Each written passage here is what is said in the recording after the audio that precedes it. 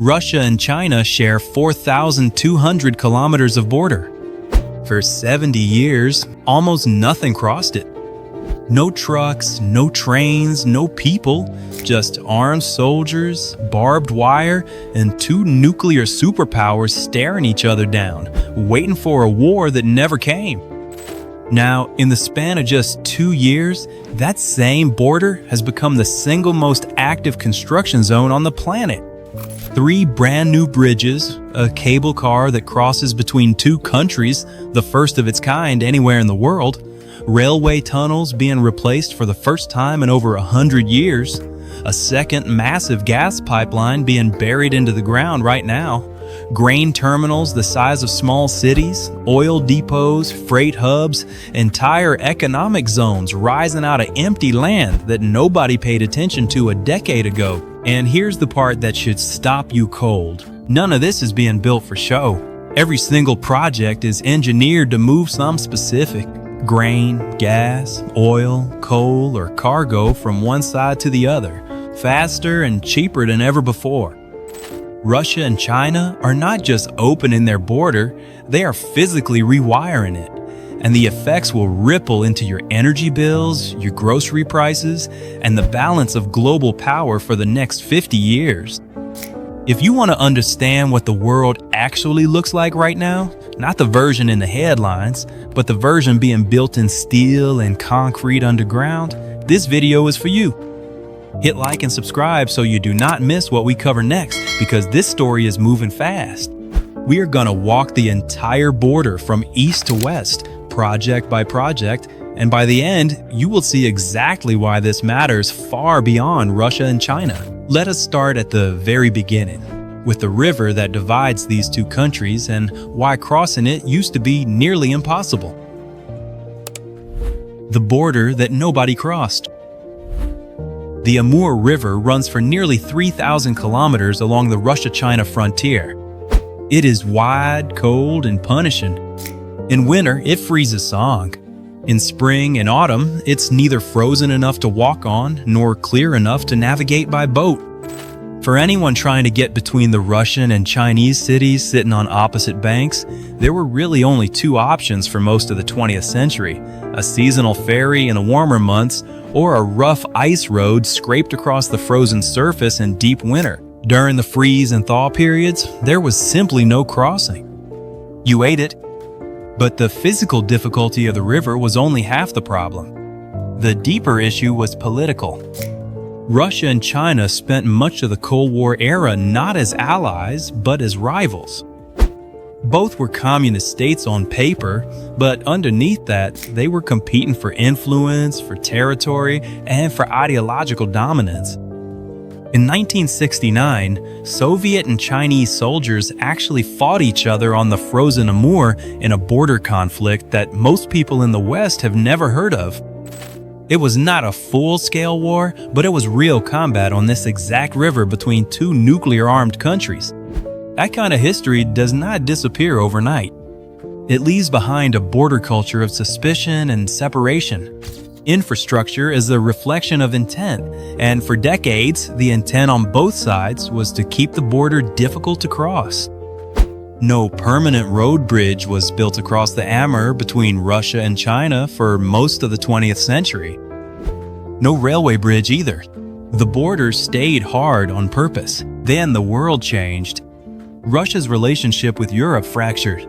China's economy grew into something that needed enormous quantities of energy and raw materials. Suddenly, these 2 countries, which had spent generations treating each other as rivals, realized they needed each other in a way they never had before. And when 2 countries of this size decide to cooperate, they do not sign a paper and shake hands.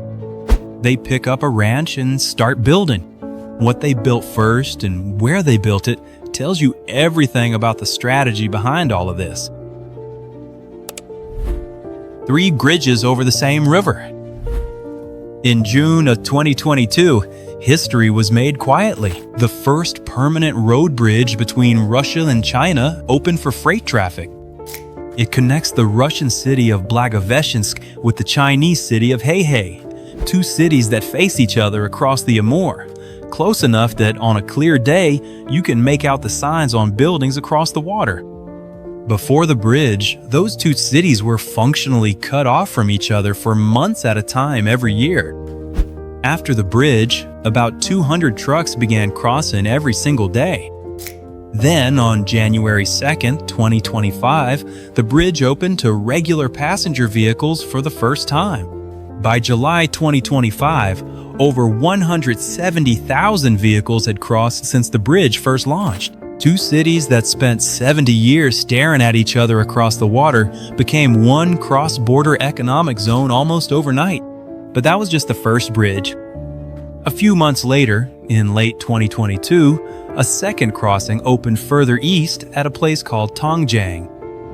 This was not a road bridge. It was a railway bridge, and it was the first railway bridge ever built between Russia and China. The numbers around it are staggering. It can handle up to 20 million tons of cargo per year. Within months of opening, millions of tons of coal, iron ore, and timber were rolling across it every week. More importantly, it cut the transport distance for Chinese goods heading into Russia by 1,500 kilometers. Think about what 1,500 kilometers means in logistics terms. That is not a small efficiency gain. That is the difference between a supply chain that works and one that is too expensive to bother with. The Tongjiang Bridge did not just connect two cities. It rerouted entire trade flows that had existed for decades and made previously uncompetitive routes suddenly very attractive. Then, on October 8, 2025, a third bridge was announced. This one will connect the Russian village of Pashkovo with the Chinese city of Jinan, cutting through one of the most historically isolated regions of Russia's entire Far East. The bridge will stretch over 1 kilometer across the Amur. It is being built in an area that barely registers on most maps, which is exactly the point. Russia and China are not just improving existing crossings, they are creating entirely new ones in places that have never had them. 3 bridges over the same river, all built or announced within a 3-year window. Each one handles different cargo types, each one serves a different part of the border, and together they create something far more powerful than any single bridge could. They create redundancy. If one crossing gets congested or goes offline, the others absorb the load. That is not accidental. That is how you build infrastructure that cannot be disrupted, no matter what happens politically or economically somewhere else in the world. And just when you think the story of the Amur crossings is finished, one more project shows up that nobody expected. The cable car that should not exist. Somewhere above the Amur River, passengers are currently floating between Russia and China in a cable car gondola. This is not a metaphor. It is not a concept design. It is a fully operational cross-border cable car connecting Blagoveshchensk in Russia with Heihe in China, running directly over the river, making the crossing in minutes. It is the first cross-border cable car anywhere on Earth. Nothing like it exists at any other international border. When you first hear about it, it sounds almost ridiculous. A ski lift between two countries. But when you understand what it represents, it starts to make a different kind of sense entirely. The cable car is not primarily about moving cargo. It is about moving people, tourists, day travelers, shoppers, business visitors, the entire human ecosystem that builds up around two cities when they stop treating each other as foreign and start treating each other as neighbors. Infrastructure shapes behavior. When you have to take a seasonal ferry, you only cross the border when you absolutely have to. When you can glide over a river in a gondola in a few minutes, you cross it on a Tuesday afternoon because you feel like it. The psychological effect of easy crossing is enormous. It normalizes the relationship between two countries in a way that no diplomatic summit ever could. That is the real genius of building the cable car alongside the bridges and the rail lines. You are not just moving commodities, you are moving people. And people who cross borders regularly, who shop on the other side, who build friendships and business relationships on the other side, become the most powerful argument of all for keeping the border open and keeping the investment flowing. The physical infrastructure changes the human reality, and the human reality makes the physical infrastructure irreversible. But as significant as all of these crossings are, they are ultimately just the surface layer of what is being built here. The deepest and most consequential layer is buried underground, and you can't see it from any bridge or cable car. The energy backbone. Russia has something China needs more than almost anything else: energy. Massive quantities of natural gas, oil, and coal sitting in reserves so large they're almost impossible to comprehend. China, with 1.4 billion people and an economy that has been growing for decades, burns through energy at a scale that most countries can't match.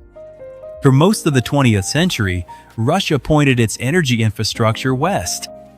Pipelines ran toward Germany, France, and the rest of Europe. That was the arrangement that kept Russia financially connected to the Western world and gave Europe affordable energy for a generation. That arrangement has now broken down, and in its place, something new is being built, literally in the ground along the Russia-China border right now. The Power of Siberia pipeline is already run. It pumps around 30 billion cubic meters of Russian natural gas into China every single year through a single buried steel tube stretching thousands of kilometers through some of the most remote terrain on Earth. 30 billion cubic meters. That number is so large it barely feels real. But it is flowing every day, underground, invisible, powering Chinese cities and factories. And that is not enough.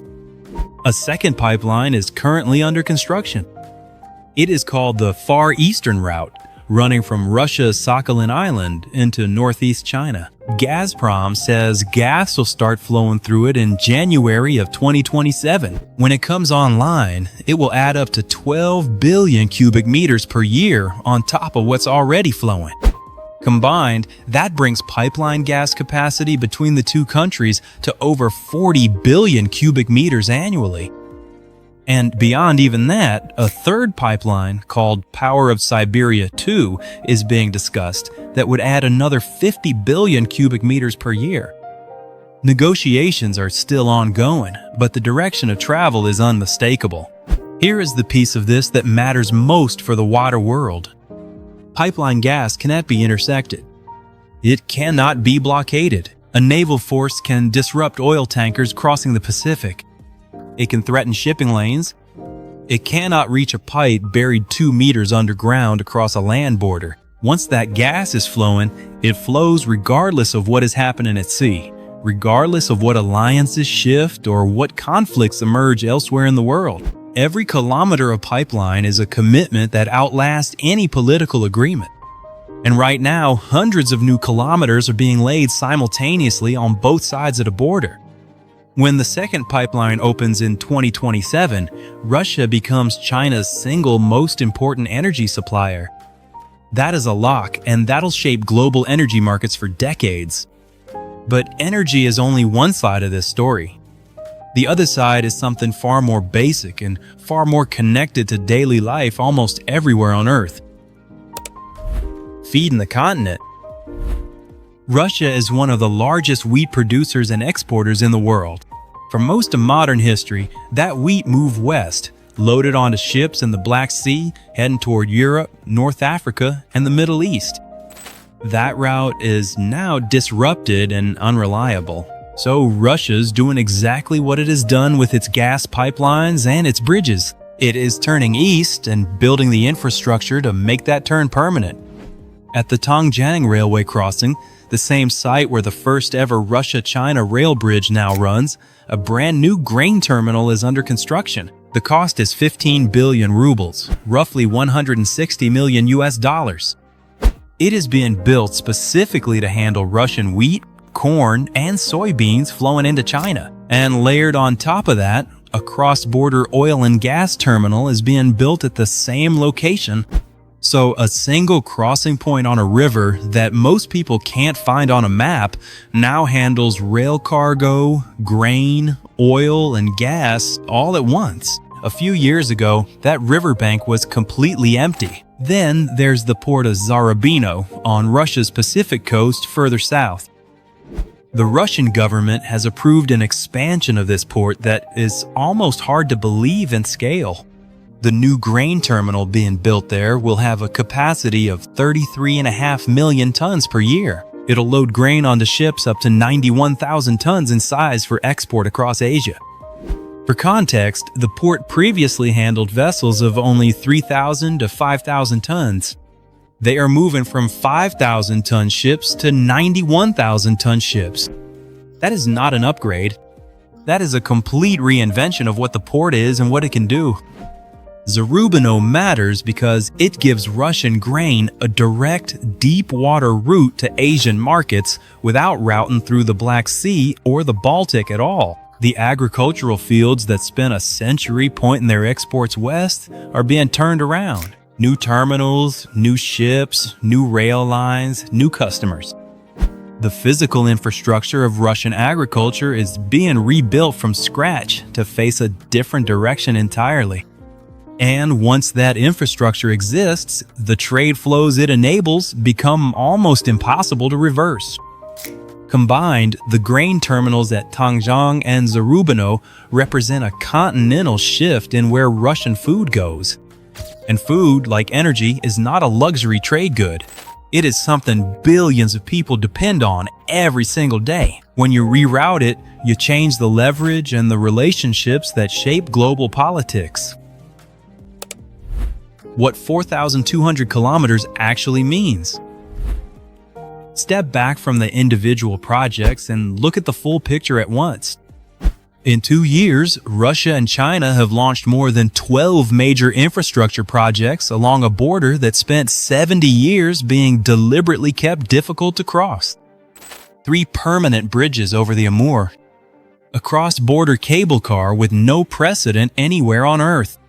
Railway tunnels at the Sufenhay crossing, originally built around 1900, torn out and replaced with modern infrastructure capable of running trains at up to 120 kilometers per hour, roughly double the speed the crumbling old tunnels could handle. A second gas pipeline under construction right now. Grain terminals rising from empty riverbank at Tongjiang. A Pacific port being rebuilt at a scale designed to supply half a continent. New oil terminals, logistics hubs, and economic zones being established at crossing after crossing. Every single one of these projects is permanent. The bridges crossing the Amur will still be running trains and trucks in 2100. The gas pipelines being buried today will still be pumping in 2075. The grain terminals being built right now will be loading ships long after every current political leader on both sides is gone. That is the nature of infrastructure at this scale. It outlasts governments. It outlasts conflicts. It outlasts whatever deals are currently being negotiated or whatever tensions currently exist in other parts of the world. When you build a 1-kilometer bridge over an international river, you're not making a trade agreement. You are making a permanent physical statement about the future. The old logic of this border was separation. Walls, fences, checkpoints, guard towers. Keep things from moving. Keep the other side at a distance. That logic ran this border for most of the 20th century. The logic running it today is the exact opposite. Every crane along those 4,200 kilometers, every tunnel, every pipeline, every grain terminal and rail line and cable car gondola is pointed in the same direction. Toward connection, toward volume, toward speed, toward making the border feel eventually like it barely exists at all. And when two countries of this size, with this much energy, this much land, this much grain, and this many resources decide to erase the line between them, the effects do not stay at the border. They travel into global energy markets, into food prices, into shipping routes, into the calculations of every government that depends on either country for anything. 4,200 kilometers of borders being rebuilt in real time, and the world it is building toward looks very different from the one most people are currently picturing. If this video changed how you see the world, hit like and subscribe. It genuinely helps more than you know. Turn on notifications so you don't miss what we cover next. Here's the question I want you to sit with. If the most consequential infrastructure project of the 21st century is happening along a river that most people can't name, what other massive shifts are already underway that most of us are completely missing? Drop your answer in the comments. I read every single one.